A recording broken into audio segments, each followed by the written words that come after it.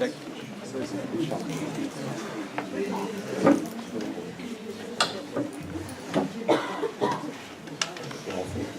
va commencer, oui. Je vais d'abord vous introduire André Biot, que vous voyez ici, qui avait donc 14 ans en 1939, 15 ans quand les Allemands sont arrivés, 15 ans dans la région. Et un de nos fidèles, parce que ça fait très longtemps qu'il vient ici. Moi, ça fait plus de 25 ans qu'on se connaît quand vous êtes arrivé, donc ça fait déjà un quart de siècle. Et vous étiez venu avec M. Chauvin et d'autres collègues qui ont été également déportés, qui sont malheureusement pour un grand nombre effectivement disparus, qui étaient beaucoup plus âgés comme M. Chauvin, qui a été le grand-parent de 3 élèves qui sont venus ici et qui ont vu leur grand-père parler de son expérience avec vous. Vous avez très bien connu Louis Maury, qui était professeur d'histoire-géographie ici au lycée, qui était au lycée professionnel, qui était à l'époque de la guerre. C'était pas ici au lycée sur les hauteurs, c'était à Saint-Orin. Notre lycée était à Saint-Orin. Et ensuite, en 1954, le lycée a été installé ici. Donc, vous avez participé à l'inauguration de la salle en 2003, ici, de la salle Louis Maury, quand Louis Maury est mort, qui était un des chefs du réseau Turma Vengeance. Et puis, vous avez travaillé, vous avez mené votre vie professionnelle, vous avez gardé comme un lien avec l'amicale des anciens commandants, et puis, vous êtes venu témoigner devant les jeunes, les lycéens, les collégiens, depuis un certain temps, et c'est vrai que vous vous dépensez beaucoup, et on est très content de vous accueillir ici, parce que, en fait, dans la salle Louis Maury, vous êtes effectivement chez vous, dans cet esprit-là, parce que vous y venez souvent, et puis que vous connaissiez bien les personnes de notre lycée qui ont participé avec vous au réseau Turma Vengeance. Alors, cette année, vous savez que le concours national de la résistance, c'est sur les camps nazis. On a l'occasion de le travailler, vous, avec vos livrets, on l'a vu en cours, vous l'avez vu avec certains camps, et d'autres vont le voir. Ceux qui vont voyer, on va en voir deux, notamment le camp du Struthof, la partie chambre à gaz et la partie chambre de camp de concentration. Le camp de transit, non pas de Compiègne, qu'on ne verra pas, mais le camp de transit pour les Juifs, qui était celui de Drancy. Et donc, aujourd'hui, nous avons donc un acteur, un témoin, et un acteur de cette période-là, qui, à votre âge, s'est trouvé embarqué dans une aventure qui l'a justement conduit dans ces camps nazis, notamment le camp de Neuengamme. Et c'est ce que vous allez effectivement nous raconter, témoigner ici, en commençant donc par vous présenter, et puis dire comment vous êtes arrivé à entrer d'abord dans la résistance. Bien, je vous remercie. Je ne sais pas s'il est ouvert, oui. Est-ce qu'il est ouvert le micro là? Ça marche? Oui. Ah bon. Bon, bah, bonjour à tous. Je vous parlais d'une période, ça a duré 5 ans, du mois de juin 1940 à fin mai 1945. Toute une période de guerre, quoique la guerre a déjà commencé avant. Mais pour nous, là, pour la région d'Évreux, tout a commencé par un bombardement, c'était un dimanche 9 juin. Les avions, les bombardiers sont venus, ils ont bombardé la ville d'Évreux, la gare surtout. Ça fait beaucoup de morts et beaucoup de victimes. Et puis ils sont repartis. Et ils sont revenus le lendemain pour rebombarder encore la base aérienne et puis encore Évreux. Avec mon frère, on habitait à Broville. Hein. Avec mon frère, si on va aller voir si on peut faire quelque chose, si on peut aider. Alors, on a pris nos bicyclettes et puis on a été mitraillés au niveau de Normanville. Alors on a fait demi-tour. On n'a pas été jusqu'à Évreux. Donc, 2 jours après, des soldats rescapés des bombardements d'Évreux viennent chez ma mère demander si elle avait quelque chose à leur donner à manger. Et j'étais 4 ou 5 des soldats français. Et puis, ma mère était en train de faire cuire un poulet. Ils sont mis à table, ils ont mangé le poulet, puisqu'elle est avec, je ne sais plus ce que c'est. Puis ils sont restés un petit moment, ils sont repartis toujours à pied, ils venaient d'Évreux à pied, ils fait 12 km là, avec leur fusil sur le dos. Et ils sont partis dans l'après-midi, vers 4h ou 5h, ils sont toujours à pied, pour aller vers Louviers. Alors ma mère leur a demandé, où c'est que vous allez comme ça? Ben, ils ont dit, on se va au-devant des Allemands, ils sont pas loin. En effet, ils étaient au-devant des Allemands, ils les ont rencontrés un petit peu avant Quigny, au lieu dit les Planches, un petit peu avant Quigny. Ils se sont heurtés aux Allemands et ils ont tous été tués. Tous les Français ont été tués. Et il y a eu un Allemand tué aussi. Donc, pour nous, c'était le commencement. La nuit même, le lendemain, plutôt. Le lendemain, 2 Allemands sont arrivés à la maison. Ils étaient en bicyclette, presque comme des touristes. Enfin, il y en a un qui avait un revolver à la main, puis l'autre une grenade. Et puis, ils ont demandé à ma mère s'il y avait des soldats français. Ben non, il n'y en avait pas. Ils seraient venus 2 jours avant, il y en avait, mais là, il n'y en avait pas. Donc, ils ont fait demi-tour, ils sont repartis. Et le soir même, alors là, c'était le défilé, toute la nuit, les camions, les motos, toute la nuit, ça défilait. Ils s'arrêtaient dans les villages. Un petit groupe s'arrêtait, puis ça y est, ils prenaient une maison, ils s'installaient dedans. Ça a été le commencement de l'occupation. On était abasourdis, on ne savait pas quoi faire. Il a fallu les subir. Alors, commencement de l'occupation, mais aussi commencement des restrictions. Plus de café, plus de beurre, tout était contingenté, super contingenté. Le pain, c'était, je ne sais plus, 100 grammes ou 200 grammes par jour, par personne. Le beurre, on n'avait carrément plus. Enfin, tout était comme ça. Ils ont mis des affiches sur les murs d'Évreux pour avertir la population qu'il ne fallait plus sortir la nuit. C'était interdit de sortir la nuit. Les balles étaient interdits, tout était interdit.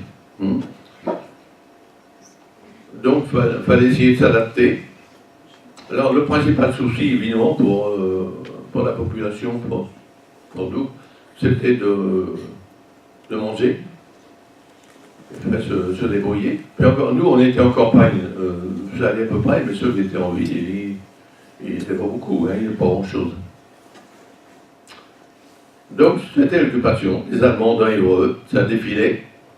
Ils aimaient ça, ils aimaient bien défiler. En 1940, vers le mois de septembre, peut-être octobre, j'allais au Bec et Loin. J'étais en bicyclette, j'allais au Bec et Loin. C'est une petite route que vous connaissez peut-être, elle n'est pas large, mais à l'époque, elle était encore moins large, elle était élargie. Et puis, il y avait un camion allemand arrêté, et puis ils étaient une demi-douzaine en train de faire pipi contre le bois à droite, et à gauche, une grande haie. Alors, j'ai eu un geste spontané, ça a été instinctif. J'ai pris le canot d'un des Allemands, et je suis parti avec. Alors, c'était sans risque, parce qu'ils ne pouvaient pas faire demi-tour avec leur camion. Donc, il n'y avait aucun danger. Et puis, comme la route, elle est pleine de zigzags, il n'y avait pas de risque. Mais ça a été un geste spontané pour les embêter, quoi. C'était le commencement de la résistance, si on veut.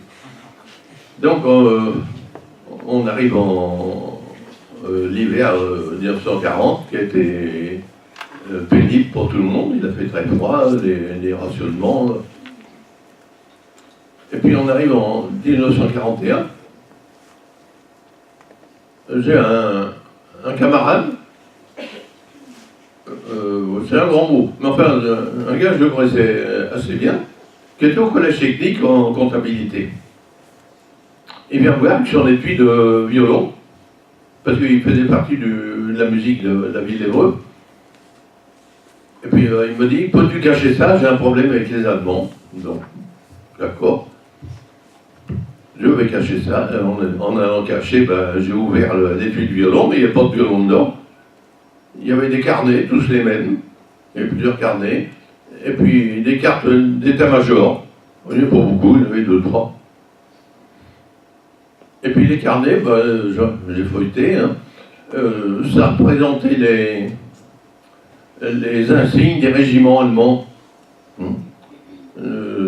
Certains, c'était un oiseau quelconque, ou un chevreuil, ou des bestioles, beaucoup de bestioles.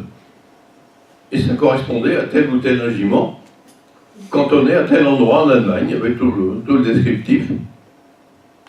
Alors, quand il est venu chercher son petit violon 3 semaines après, à peu près 3 semaines après, je lui dis, c'est quoi tout ça là?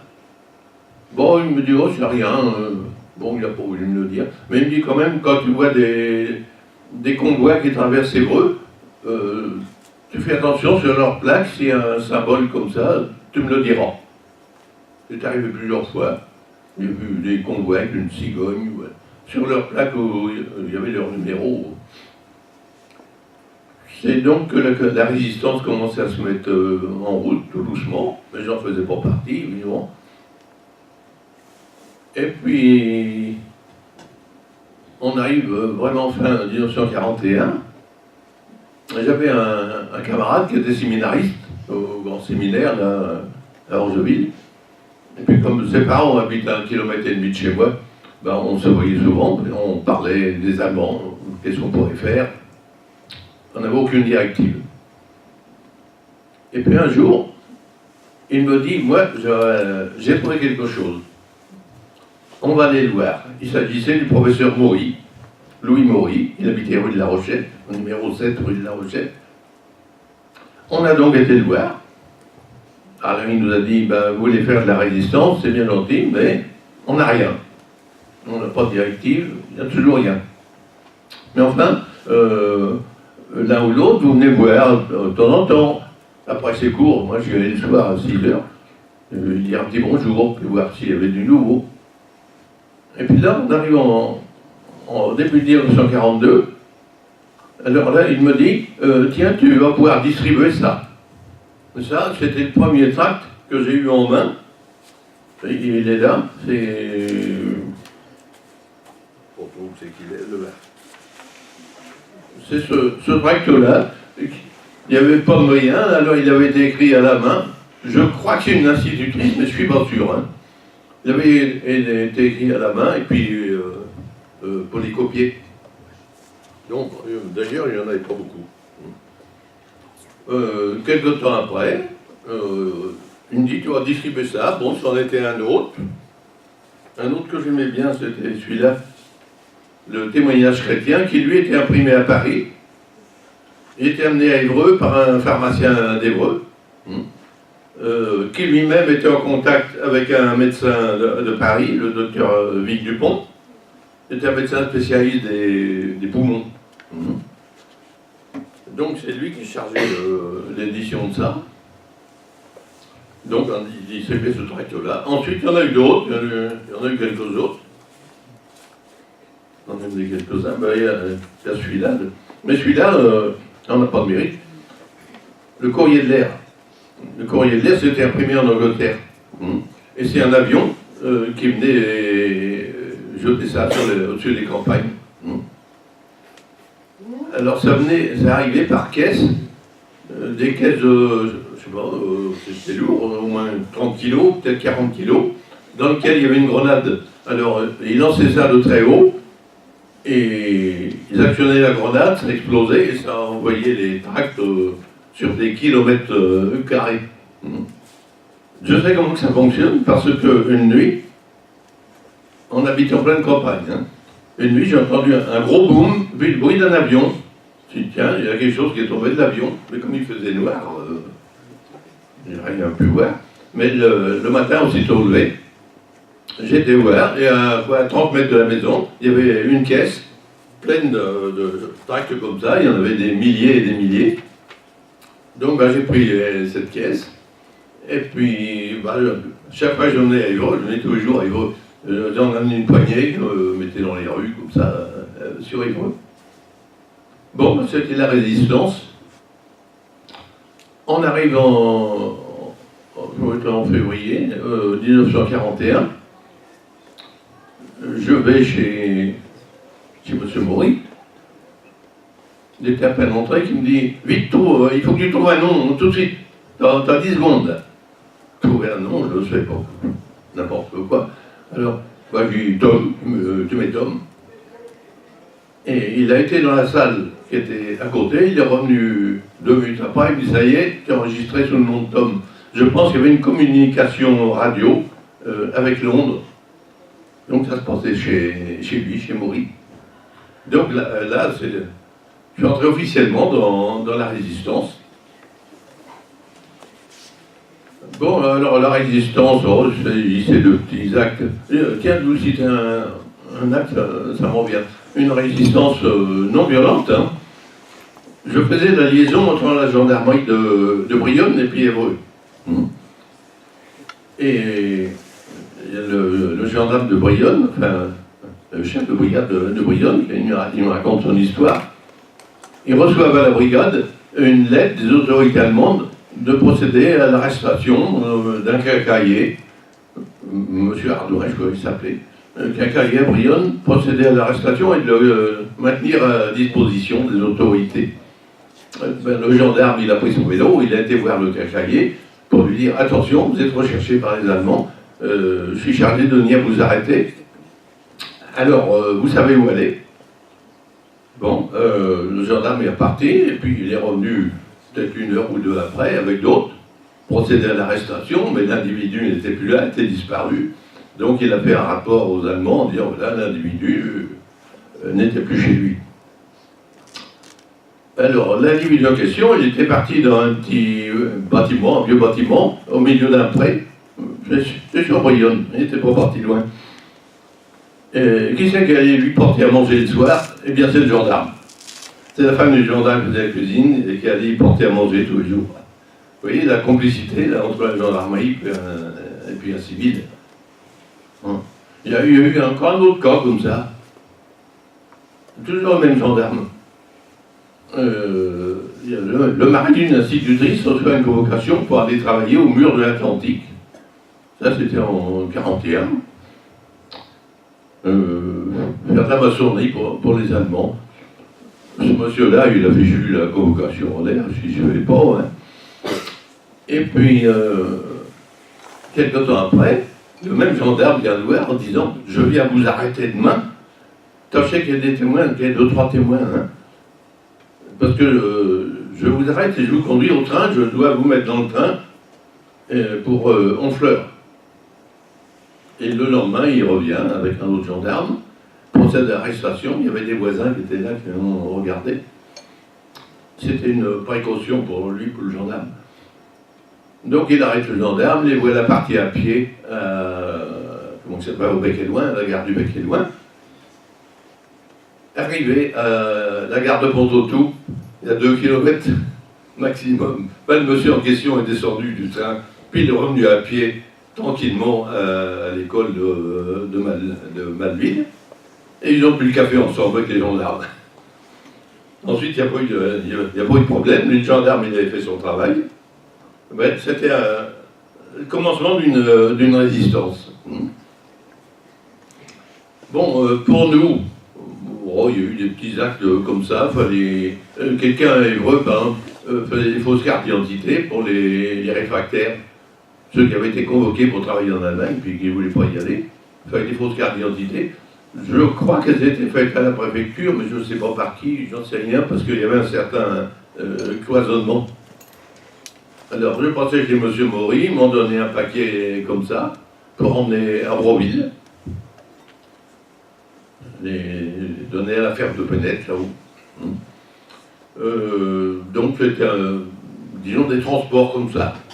Il n'y avait pas beaucoup de risques.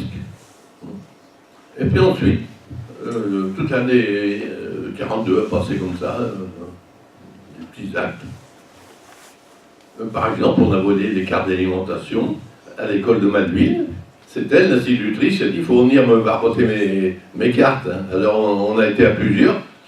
Moi, je n'ai pas été dans la mairie. Je suis resté à 50 mètres en arrière. Il il y en a deux autres qui ont pris les cartes, ils sont partis, et moi je suis parti avec eux.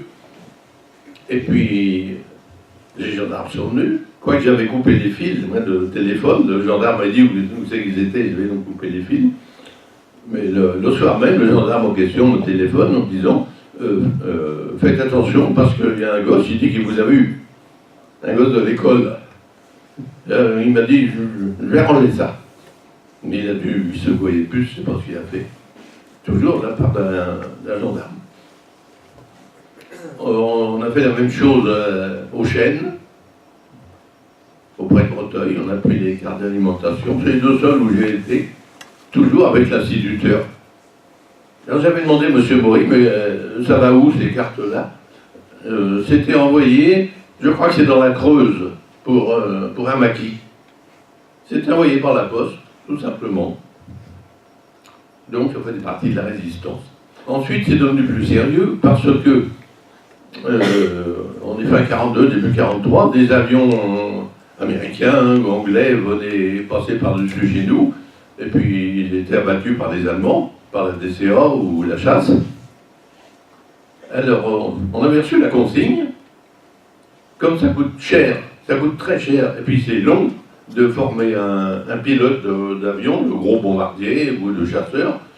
On a reçu la consigne d'en récupérer dans la mesure où on pourrait, et puis de les cacher, en attendant qu'il se fasse une filière d'évasion.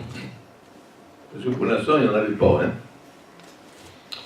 Donc, eh bien, quand il y avait un avion qui tombait, essayer de savoir s'il y avait des aviateurs de rescapés.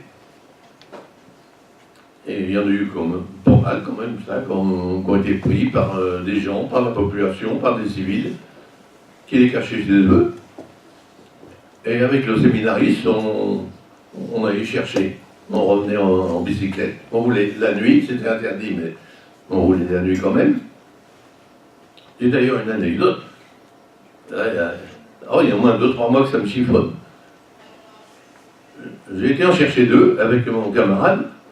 On arrive au niveau de la ville du Bourg, c'est pour la du Neubourg. Il devait être 1h de l'après-midi. Et puis on n'avait toujours rien mangé. Comment qu'on va faire? Donc tant pis, on n'a pas mangé. On nous a emmenés comme ça jusqu'à Saint-Germain-des-Angles. Mais j'arrive pas à me rappeler où j'ai été les chercher. Je crois que c'était assez loin, parce qu'on était parti le matin de bonne heure. Peut-être à Bourtoul, Bourg-Cachard, j'arrive plus à me rappeler. Bon, c'est un événement aussi. Donc, on récupérait ces aviateurs, on les emmenait dans une ferme qui était complètement isolée à l'époque, maintenant elle est un peu moins. Elle était isolée à Broville, sur les hauteurs de Broville, la ferme de Pennette. Des gens charmants qui ont nourri tous ces gens-là, parce que les Américains, il y en avait pas mal chez eux, nourris gratuitement. Des gens qui ont beaucoup de mérite. Donc, on les emmenait à la ferme de Pennette. Et puis, il fallait attendre qu'il y ait une chaîne d'évasion. Un jour, ça s'est produit. M. Maury a eu le renseignement. Il s'est créé 2 chaînes d'évasion. Une qui partait en Bretagne, vers les Côtes d'Armor. Mais il fallait quand même emmener les Américains à Paris, parce que ça partait de Paris, tout ça. Donc, dans les Côtes d'Armor, c'est un autre réseau qui les prenait en charge, qui les emmenait en Bretagne, chez un pêcheur qui habitait au bord de la mer, juste au bord de l'eau. Et puis ils arrivaient le soir, et puis dans la nuit, c'est un sous-marin qui s'approchait le plus possible. Et le pêcheur, avec son petit bateau, il allait rejoindre le sous-marin. Et si bien que les aviateurs, ils repartaient en Angleterre comme ça, par sous-marin. L'autre chaîne, ça partait vers l'Espagne. Je l'ai là, je crois que je l'ai là. Mais, oui, chaque aviateur avait une trousse de sauvetage. Dans la trousse de sauvetage, il y avait une carte, on disait en soie, je pense de la soie, mais c'est en tissu très fin, une carte où il y avait l'itinéraire à suivre pour aller vers la Bretagne. S'ils ne trouvaient pas de personne pour les aider. Donc ils avaient un itinéraire qu'ils pouvaient suivre. Ils avaient aussi une scie à métaux. une 6 métaux, longue comme ça, 10 ou 15 cm de long, enrobée de caoutchouc. L'acier métaux, c'était dans la chaussure, dans leur chaussure. Ils avaient des cachets coupe-fin. Ils avaient une boussole, mais alors la boussole, j'en ai eu une, mais tellement petit que j'ai perdu. La boussole qu'ils avaient, c'était 2 boutons de culotte, car à l'époque, il n'y avait pas de bretelles. Il n'y avait pas de ceinture, c'était des bretelles. Donc, le pantalon, il y avait 2 boutons derrière, 2 sur le côté, puis 2 de l'autre côté. Et les 2 boutons derrière du pantalon, eh ben, c'était une boussole. Il fallait mettre les 2 boutons l'un sur l'autre. Il y en a un, il y avait une petite pointe, l'autre, il y avait un petit creux. Et mettre l'un sur l'autre, et ça indiquait le nord. C'était pas mal. Il y avait un petit N, un petit S. Alors, j'en avais, mais c'est tellement petit, ça a été perdu. Donc, cette chaîne d'évasion s'est mise en route. Un jour, M. Maury dit, ben voilà, tu es en règle avec la loi, tu es jeune, tu n'es pas réfractaire, tu n'as pas de faux papiers. Peux-tu aller à Paris? Bien sûr. Donc, eh bien, on a formé un petit convoi de 4 convoyeurs.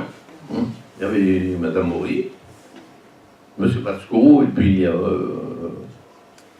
moi, puis Auverlac. Donc, on avait rendez-vous chez M. Maury, rue de la Rochette, le matin de très bonne heure, à 6 heures, pour retrouver les Américains qui, eux, avaient marché toute la nuit. Ils avaient fait 14 km au moins de nuit par les petites routes pour être à 6 heures à Évreux. Alors, on partait chez M. Maury, un convoyeur avec 2 aviateurs pour monter à la gare, mais il ne fallait pas prendre le même chemin. Il fallait qu'on prenne des chemins différents. On n'est pas droit de prendre le même chemin. Prendre le billet, et puis prendre le train, se répartir au long des quais de la gare d'Évreux, parce qu'on n'avait pas le droit de monter à 2 dans le même compartiment. Oui. Dans chaque wagon, un convoyeur, 2 Américains par wagon. C'était des questions de sécurité, parce qu'il y avait des contrôles de police française et aussi de police allemande, soit à la gare d'Évreux, soit en ville, et surtout en arrivant à Paris. À Saint-Lazare, là, il y avait beaucoup de contrôles. Donc, la première fois, nous voilà partis comme ça. Je lui ai demandé à M. Maury, c'est bien ça, mais où c'est que je vais, moi? Il m'a répondu, tu n'as pas besoin de le savoir, quelqu'un qui le connaît t'attend à Paris. Bon, c'était encore une question de sécurité. Nous voilà partis, j'arrive à Paris avec 2 Américains, et puis personne à la gare, personne pour m'accueillir. J'ai resté au moins une demi-heure devant la gare avec des Américains à faire les 100 pas. C'était dangereux là. Jusqu'au moment où quelqu'un qui habite de Lyon, pas tellement loin de chez moi, est passé à côté de nous en disant suis-moi. On l'a suivi. On était dans Paris, dans un grand immeuble, là, et on est arrivé.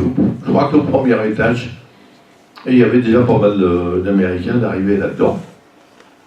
Donc on nous a dit merci, puis on est reparti. Et puis un autre voyage après, quelques temps après, ils sont comme un autre voyage. Donc à chaque fois, c'était 8 aviateurs qui repartaient. Et puis l'autre voyage, comme je savais où il fallait aller, je n'avais pas besoin de personne. Dans le train, je me suis dit, voyons, je veux prendre le métro ou bien je vais à pied. Moralité, si je vais aller à pied, je fais le chemin. Je suis parti à pied, et j'ai bien fait, parce qu'au retour, si je prends le métro pour venir à la gare Saint-Lazare, et bien au retour, il y avait une souricière de la police française puis allemande. Alors, il faisait ouvrir les valises des gens, et demander des papiers. Moi j'étais en règle, il n'y a pas de problème, je suis passé, ils ont regardé ma carte d'identité, ils m'ont dit de passer. J'aurais fait le contraire. Les Américains, il n'y en a pas un seul qui parlait français, alors ça se serait mal passé. C'est une question de chance. Voilà, bon, ça c'était le principal de la résistance. Mais là, on arrive au mois de mai 1944. La police allemande est venue m'arrêter, suite à une dénonciation de la part d'un agent de police d'Évreux, que je ne connais pas, que je n'ai jamais vu. Mais il avait un camarade d'école qui lui faisait de la résistance et qui était un peu trop bavard. Alors ce camarade d'école, il a donné des noms, le policier il enregistrait tout ça. Il a été voir les Allemands qui lui ont donné une grosse somme d'argent. Et puis, bon, bah, ils ont arrêté, je crois, une douzaine, une quinzaine de résistants dans tout le département. Donc, ben voilà, c'était l'arrestation, la prison. Et puis, peut-être une dizaine de jours après, oui, ça se passait le 20 mai. 2 jours après le 6 juin, il y a eu le débarquement. Les Allemands nous ont fait sortir de cellules, ils nous ont menottés, mais menacés aussi d'ailleurs. Parce qu'il y en avait beaucoup avec le fusil. Et comme il n'y avait pas assez de menottes, il y en avait plusieurs, et ils avaient les mains attachées derrière le dos avec de la corde. Donc le curé du village à côté de chez moi, là, la Bellio, nous a dit d'une voix forte, je vous donne à tous l'absolution parce que on va sans doute être liés. En fait non, on nous a fait monter dans un car.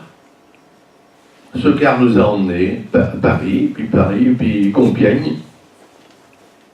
On était internés dans ce camp, à Royal-Lieu, où on est resté quelque temps. C'était un camp bien gardé, mais géré quand même par un Français. Et puis au bout une dizaine de jours, un matin, allez, tout le monde en rang, et on est parti à la gare de Compiègne. On est monté dans des wagons, 40 hommes, 8 chevaux, serrés dans ces wagons, debout. Et le train est parti. Ça a duré 3 jours de voyage épouvantable, avec la chaleur. C'était fin juin, là. Il faisait chaud dans ces wagons. Le train roulait tout doucement pour arriver en Allemagne, dans un camp qu'on ne connaissait pas. On allait faire comme une connaissance rapidement. Donc, arrivé dans ce camp, tout au moins à proximité du camp, on nous a fait descendre sous les coups de matraque, taper dans le tas. Et on nous a fait mettre 5 par 5 et puis rentrer dans ce camp. On est resté toute la fin de l'après-midi, toute la soirée. Et puis la nuit, vers minuit, 1h du matin, on n'est plus de monde. On est passé soi-disant à une douche, c'est-à-dire 10 secondes d'eau chaude, 20 secondes d'eau froide, et puis dehors. Pas de serviette, pas de grande toilette, rien du tout. Ouais. Les vêtements confisqués, les montres, les bagues, tout ça confisqué. Ça a été l'admission dans ce camp. Et puis le lendemain, le commandant du camp est monté sur une table, comme ça, tiens. Il est monté sur une table, il a fait un beau discours, nous disant qu'on était ici dans un camp de concentration allemand, c'était un camp de travail, toute tentative de sabotage, ça fait une peine de mort, toute tentative d'évasion, peine de mort, enfin il y avait toute une liste comme ça. Puis il finit son petit laïus en disant vous êtes entré par la porte, mais vous sortez par la cheminée. On s'est dit, il est fou, pourquoi est-ce qu'il dit ça? Et on a vu, le lendemain, on a vu en effet, il y avait une cheminée, c'est un four crématoire qui était au fond du camp, mais qu'on n'avait pas vu à l'arrivée. Donc voilà, pour lui, c'était ça. On n'entrait pas la porte, on sortait par la cheminée. Donc, on nous a confisqué les vêtements, mais on nous a donné d'autres vêtements, mais des vieux vêtements de récupération, un pantalon, une chemise sans boutons, on appelait ça des claquettes, c'était une planche avec un petit peu de toile dessus, ça servait de chaussure. Le pantalon avec une grosse croix, la peinture jaune sur la jambe, la veste, une grosse croix à la peinture jaune dans le dos. C'est pour éviter les évasions ou alors pour les tirs éventuellement. Alors on est resté comme ça un petit moment. Il a fallu piocher, faire des trous, porter des rails. Un travail de forçat. Et puis, ouais, peut-être 15 jours après, il fallait 1000 hommes. Ils en ont trié 1000. L'instituteur de mon village, le curé d'à côté, et moi, on était dans le même groupe. Et nous voilà encore partis par le train d'un 48 chevaux, direction Brême. Et à Brême, on est arrivé dans un petit camp. Il y avait beaucoup moins de monde, car le premier camp, le grand camp, on est arrivé, il y avait une surpopulation incroyable. Un baraquement s'était conçu pour 100 ou 150 prisonniers. Or, on était 300 là-dedans. Donc, c'était infernal. 300, et puis attention, qui parlaient différentes langues. Parce qu'il y avait avec nous des Hongrois, il y avait des Belges, il y avait des Hollandais, il y avait des Allemands qui étaient prisonniers aussi, des Polonais, et puis beaucoup de Russes. Tout ce mélange de population. Donc, pas moyen de s'expliquer. Un petit peu en baragouinant l'allemand. C'était la seule façon. Donc, ah oui, il faut que je parle d'une chose. L'habillement. Donc, après ces vêtements-là, ça a été confisqué. On a touché une tenue, comme vous avez déjà vu sur des images, une tenue rayée. Alors, ça consistait en un caleçon gris, un maillot de corps gris, en tissu, je ne sais pas ce que c'était. Le pantalon rayé, et puis la veste rayée. Mais c'est une veste, il n'y a pas de doublure, hein. Donc c'est pas épais. Hein. Et puis un calot, un bonnet plutôt. Et puis comme chaussure, des galoches, une semelle de bois. Et le dessus, c'est de la toile, mais pas de lacet. À vous de vous débrouiller pour que ça tienne. Le pantalon, c'est pareil, pas de ceinture. Hein. À vous de vous débrouiller pour que ça tienne. On faisait l'échange entre copains. Voilà la tenue vestimentaire. Alors, l'été, ça allait encore. Mais l'hiver, quand on est arrivé en hiver, il fait très froid en Allemagne du Nord. Hein. L'hiver, on avait toujours la même tenue. Hein. Pas de pull vert, donc ça fait beaucoup de victimes par le froid. Donc on est arrivé à Brême, où le régime était moins violent qu'au Grand Camp, parce qu'au Grand Camp, il y avait vraiment de la violence. Hein. Ça tapait à tort et à travers, ou ça jouait du fusil aussi. Donc on était, disons, un petit peu mieux. Et il y avait moins de surpopulation, puisqu'on n'était que 1000, alors qu'au Grand Camp, on était au moins 10 000, au bas mot.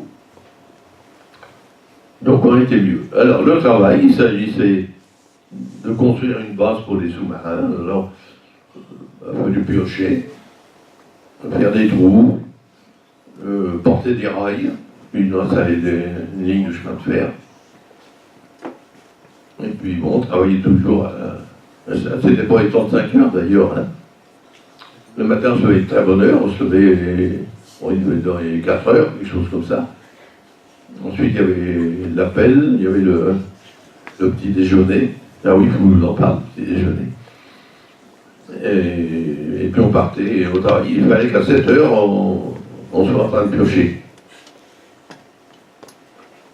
Alors, c'était un travail dur, fatigant. Alors, en mangeant peu, oui, j'en viens à la nourriture. Le matin, le petit déjeuner, c'était 1,5 litre d'eau colorée. Colorée, couleur brune. C'était pas du café du tout, c'était un colorant dans de l'eau, mais c'était chaud. Mais pas de pain, pas de sucre, rien du tout. Hein. Ça, c'était le petit déjeuner. Le repas du midi, c'était une soupe aux choux, des choux rouges. Beaucoup de choux rouges. Alors, c'était 1 litre de soupe le midi. C'est-à-dire quelques feuilles de chou, un pot de pomme de terre avec de la chance, sinon, pas de pomme de terre. Voilà, c'est le repas du midi, ça s'arrête là. Et puis le soir, pareil, la même soupe. La même soupe, et puis une petite tranche de pain avec. Mais une tranche de pain qui devait faire, c'est pas, 30 grammes peut-être. C'est du pain tout noir. C'est comme du pain d'épices, mais plus noir que du pain d'épices. Voilà, c'était le pain. Alors des fois avec un petit peu, ou un tout petit bout de pâté dessus, des fois rien du tout. C'était la nourriture. Bon alors, à ce régime-là, vous maigrissez vite fait, hein. Vous perdez du poids. Et puis les coups, la violence, les punitions, ah oui, je ne pense pas parler de ça. Celui qui avait fait quelque chose qui déplaisait au capot, il était puni, soit 25 coups, soit 50 coups, soit 100 coups. C'est-à-dire, il était plié sur un tabouret, 2 capots tapaient dessus avec la schlag. La schlag, c'est du fil électrique, c'est gros, hein, c'est le gros fil électrique. Tape sur le dos du prisonnier. À partir du 10e coup, eh bien, il ne dit plus rien. Les premiers coups, il crie un peu, et puis après ça, il ne dit plus rien parce qu'il est évanoui. Alors, ça, c'est 25 coups, c'est la moins grave. Il peut s'en tirer. 50 coups, non, il est mort. Le type était mort, il continuait de taper dessus. Hein. Alors ça, c'était les punitions. Au grand camp, c'était les pendaisons. Au commando, non, il n'y avait pas de pendaison. Mais au grand camp, il y avait couramment des pendaisons, soit dehors en public, soit dans un bâtiment, en bois, un baraquement. Donc, on arrive au mois de... tiens, j'ai oublié quelque chose. Au mois d'octobre, ils ont demandé des menuisiers. Mon camarade de Broville, l'instituteur, il a levé la main, j'en ai fait autant. Et puis 3 autres en ont fait autant. Sur les 5, il n'y avait pas seul menuisier. Hein. Mais on s'est dit, on verra bien, on se débrouillera. En fait, il n'y a aucune machine, il n'y avait rien, on travaillait à la main avec des outils, il fallait voir. Donc, personnellement, puis l'instituteur, là, on s'est trouvé à la menuiserie. C'est une chance, parce qu'on s'est trouvé à l'abri. Parce que quand il pleut dans un camp comme ça, il est interdit d'essayer de se mettre à l'abri. S'il pleut, vous mouillez. Voilà. Défense d'essayer de se mettre sous un abri quelconque. Donc là, à la menuiserie, on était à l'abri. J'y suis resté jusqu'au 31 décembre. Parce que le capot, il a trouvé qu'il y en avait un de trop, ça a été moi. Je suis donc retourné sur la base à piocher. Alors cette base, elle a pris de l'ampleur, parce que tous les qui travaillaient là, ça fait quand même ça fait évoluer le travail, quoi. Il y a des avions d'observation qui passaient, faisaient des photos. Un groupe de bombardiers est venu, ils ont bombardé la base. Ça l'a abîmé un peu, mais pas tellement. Ce premier bombardement, c'est là que j'ai pris un éclat dans la cheville. Enfin, ça m'a fait une entaille. Mais on a continué de travailler sur la base quand même. Et fin mars, eh bien, ils ont remis ça, mais vraiment en gros. Là, il y a beaucoup d'avions, et là, la base a été détruite. Donc, plus de base sous-marine. Plus de travail, on restait au commando. Quelques jours à rien faire. Et on arrive au mois d'avril, début avril. Il a fallu évacuer le commando parce que les troupes anglaises approchaient, on entendait des tirs de canon et de mitrailleuses. Donc on a fait ce qu'on appelle la marche à mort. Là. Ils ont fait 2 groupes. Un groupe de ceux qui pouvaient marcher, un groupe des éclopés. Les éclopés d'un côté, ceux qui peuvent marcher de l'autre. Moi, je voulais aller avec les éclopés parce que ma blessure, ça n'a jamais été soigné. Ça a fait un gros flegmon, et puis du pu, puis j'avais une jambe comme une patte d'éléphant. Et mon camarade l'instituteur a dit, oh, non, non, fais pas ça, tu restes avec moi. Bon, je suis resté pour repartir à pied, bien encadré par les gardes et puis de la police. On a mis une semaine pour retourner au grand camp, une bonne semaine, toujours sans manger. Sauf l'avant-dernier jour, ils nous ont fait arrêter dans une ferme. Et puis là, ils ont cuit des pommes de terre à l'eau, on a eu chacun une pomme de terre. D'ailleurs, il y a eu quelques jours après, c'est un autre groupe qui venait d'un autre commando sont arrêtés dans cette ferme. On était logés dans une grange, on couchait dans la paille, et les Allemands ils ont mis le feu à la grange, et tous les prisonniers sont morts carbonisés là. Enfin, nous, on a pu repartir. Donc, on est revenu au camp, au grand camp.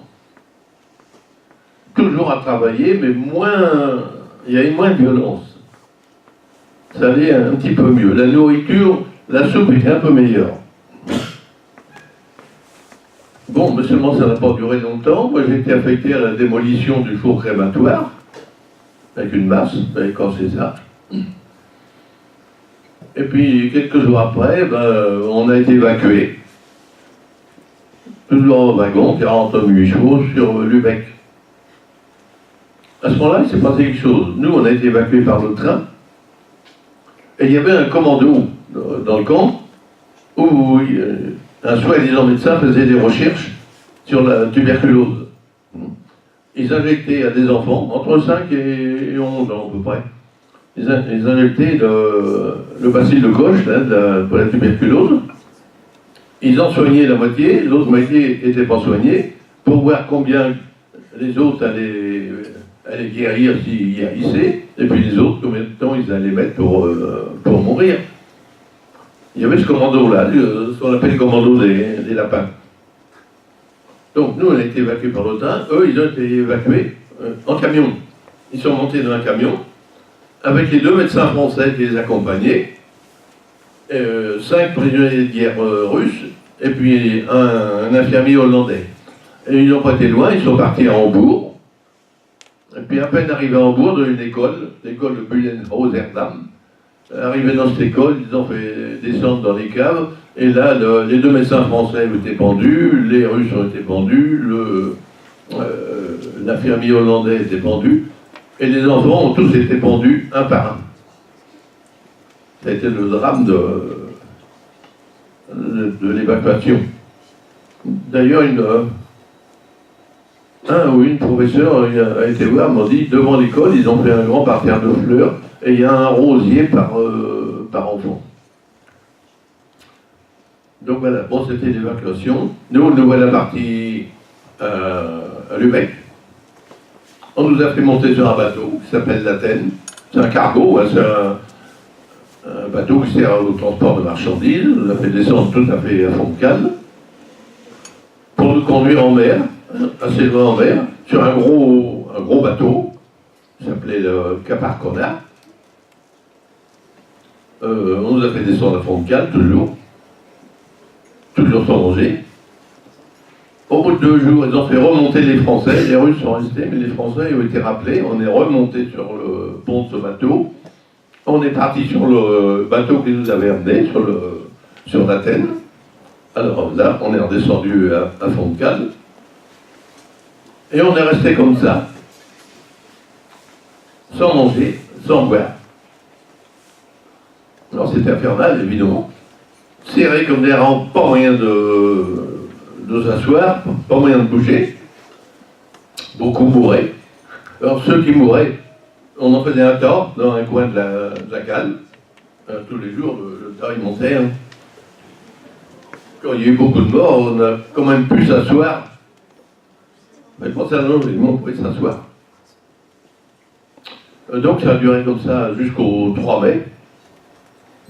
Car un avion d'observation anglais a repéré les 4 bateaux qui étaient en mer. Ils ont pensé que c'était des Allemands qui partaient vers la Suède se mettre à l'abri. Alors, ils sont venus, ils ont bombardé et mitraillé les bateaux. Le Caparcola, il a pris feu, il s'est renversé. Il y en a un autre qui s'appelait Deutschland, il a coulé, il n'y a pas un seul survivant. L'autre qui s'appelait le Québec, pareil, il a coulé, pas de survivant non plus. Et nous, l'Athènes, on a reçu des obus, non pas des... On était plus près de la côte. Ce sont des obus qui ont fait des trous dans la coque. Mais les avions l'ont pas mitraillé celui-là. Pourquoi, je ne sais pas. Et puis, le 3 mai, les gardes SS ont donné l'ordre au commandant de ce bateau de couler son bateau, et nous avec, évidemment. Et il a refusé. Donc il a fait mettre son bateau en route, il l'a fait amener dans le port de Neustadt, au pas du Bec. Il l'a fait amener dans le port de Neustadt. Ça a été notre libération. Là, on était le 3 mai. La cale où on était, nous, on a pu remonter à l'échelle, l'échelle en fer. On a pu sortir de cette cale tranquillement. La cale d'à côté, il y avait un Allemand qui avait mis sa baïonnette au bout du fusil et il embrochait tous ceux qui se présentaient.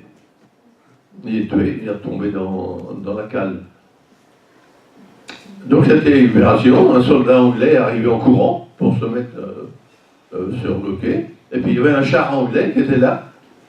Et c'est lui qui avait tiré dans le bateau, faire des trous dans la coque. C'était ce char-là. Donc c'était notre libération. Ce jour-là, ça a fait quelque chose comme 7000 morts. 7000 victimes. C'est affreux. Donc, il y a un monument d'ailleurs sur la plage. Sur la plage, il y a un monument qui indique que 7000 prisonniers sont morts là. Nous, on s'est répandus en ville. Nos gardes sont partis tranquillement, les mains dans les poches. Nous, on s'est répandus en ville. Il y a une école sous-marinier. On est passé dans cette école de sous-marinier. Moi, j'ai pris un couteau, un grand couteau. D'autres ont pris un revolver. Puis on s'est répandu dans la ville. Comme je mourais de soif, eh bien, la première maison que j'ai vue, je suis entré, mon couteau à la main, et le premier qui m'empêche, je le tue. Ça aurait été sans remords. En fait, j'ai vu personne. Je pense que les gens étaient cachés, peut-être dans les étages, enfin, j'ai vu personne. Je suis tombé sur un broc d'eau, puis j'ai bu de l'eau, beaucoup trop d'eau, j'aurais pas dû. Ça a failli me coûter la vie. D'autres se sont répandus en ville. Et ceux qui avaient des revolvers, ils ont tué des gens dans la population. Ils ont été jusqu'à la gare, il y a une gare à Neustadt. Ils sont tombés sur un wagon de fromage qui venait de Hollande. Ils se sont gavés de fromage. Beaucoup sont morts d'avoir trop mangé d'un seul coup. Il fallait pas faire ça. Et puis, bon, moi, d'avoir bu de l'eau, ça m'a rendu malade. J'avais plus de force, je tenais plus debout, je ne pouvais plus marcher. Et j'ai un camarade qui m'a pris. L'armistice était arrivé là, le 8 mai. Et le 9 mai, le lendemain de l'armistice, un camarade qui m'a couché au bord de la route, juste quand une ambulance anglaise passait, ils se sont arrêtés, ils m'ont mis dans l'ambulance. On m'a emmené dans un hôpital, à Neustadt, parce qu'il n'a pas roulé longtemps. Bon, là, arrivé à Neustadt, ce sont des prisonniers de guerre allemands qui s'est occupés de moi. Ils m'ont déshabillé, parce qu'on a des vêtements sales, puis plein de poux. Ah oui, j'ai oublié de le dire, on était plein de poux. Mais pas des poux comme on a dans les cheveux, des poux de corps. C'est comme un grain de blé. C'est jaune, assez soutenu. Donc on est plein de poux comme ça transmet des maladies, ça fait des victimes. Donc ils m'ont déshabillé, ils m'ont mis dans une baignoire, ils m'ont étrié, ils m'ont lavé comme il faut, ils m'ont mis un pyjama, puis les vêtements ils sont brûlés, pour ça pour plus les ramener. Ça a été brûlé. Donc il est hospitalisé, je suis resté une douzaine de jours là. Et le premier jour, on nous a donné à manger de la tisane. Le lendemain, un espèce de petit poisson minuscule, comme une sardine. Mais dans le fond, c'est ce qu'il fallait faire. Il fallait réhabituer l'estomac à fonctionner. Alors ils nous ont réalimenté tout doucement, comme ça. C'est une bonne chose. C'est ce qu'il fallait faire. Donc, j'étais dans cet hôpital où les types mouraient tous les jours. Et puis au bout de peut-être 12 jours, 15 jours, ah oui, il y a un officier anglais qui passait toutes les nuits, nous donnait une cigarette, puis demandait comment que ça allait. Et puis un jour, il nous dit, à partir de demain, c'est plus nous, ce sont les soviétiques qui prennent l'hôpital. Ils ont été juste à la limite avec les Russes. Oui, d'ailleurs, c'est un médecin de l'armée rouge qui a soigné ma jambe avec son bistouri, il a ouvert ça, il l'a désinfecté. Et c'était un médecin russe. Donc il prenait en charge la gestion de l'hôpital. À plusieurs, on s'est dit, oh, c'est embêtant avec les Russes, ça va pas rigoler. Hein. On va s'évader. Ben oui, mais on était en pyjama. Et il y en a un qui avait repéré un local où il y avait des vêtements. C'est-à-dire, on va y aller. Alors, on sort de l'hôpital, on va dans ce local, gardé par un soldat anglais, qui apparemment s'en fichait pas mal. Il nous a laissé entrer, on s'est servi. Il nous a laissé repartir. Et puis, nous, elle est partie à travers le champ. On ne savait pas d'où c'est qu'on allait. Et puis, comme on voyait un grand bâtiment au loin, on s'est dit, bah, tiens, on va aller se coucher là-dedans. Et puis, quand on s'est approché, on a vu qu'à l'entrée du bâtiment, il y avait un soldat allemand, en tenue, avec le casque et puis le fusil. C'est bizarre, la guerre est finie quand même. Et puis, il nous faisait signe d'approcher. Puis, comme on était en plaine, il aurait pu tirer, on ne pouvait pas faire demi-tour. Alors on a approché, et quand on était à portée de voix, il nous a dit « N'ayez pas peur, je suis français comme vous ». C'était un Alsacien. C'était une petite caserne où il y avait des Alsaciens ou des Lorrains là-dedans. Ils nous ont fait entrer, ils sont occupés de nous, ils ont fait manger. On a eu un accueil chaleureux. On est resté là, j'ai resté 2 jours avec eux. Le pantalon que j'avais pris, moi, dans le magasin de vêtements, là, j'avais fait je ne sais pas combien de plis en bas du pantalon, il y avait ça trop de tissu. Alors, il y en a un qui dit, oh, je prends mon fusil, je vais dans le village chercher une dame. J'ai été chercher une dame qui est venue avec des ciseaux, puis de quoi coudre. Alors, elle m'a pris mon pantalon, elle l'a mis à ma longueur, elle m'a fait un ourlet. Et bien, j'avais un costume à peu près potable. Donc, 2 jours après, ils nous ont dit un camion américain va venir vous chercher. On avait un GMC qui est venu un matin de bonne heure, on est monté là-dedans, on était 4 ou 5, et puis des Alsaciens, peut-être une dizaine, sont montés avec nous pour se faire rapatrier. Et nous voilà partis. On a fait des centaines de kilomètres pour arriver en Hollande. Et puis en Hollande, une grande caserne, c'était immense. On nous a orientés vers une salle où il y avait un policier russe, un policier français, un belge, un hollandais, il y en avait une dizaine comme ça, avec leur petit drapeau. Il fallait qu'on donne nous au petit drapeau, là, c'était un gendarme français. C'était pour faire une fiche, demander notre nom, où on habitait. Ça s'arrêtait là. Mais il fallait passer torse nu, et puis les mains en l'air, derrière la tête, quoi.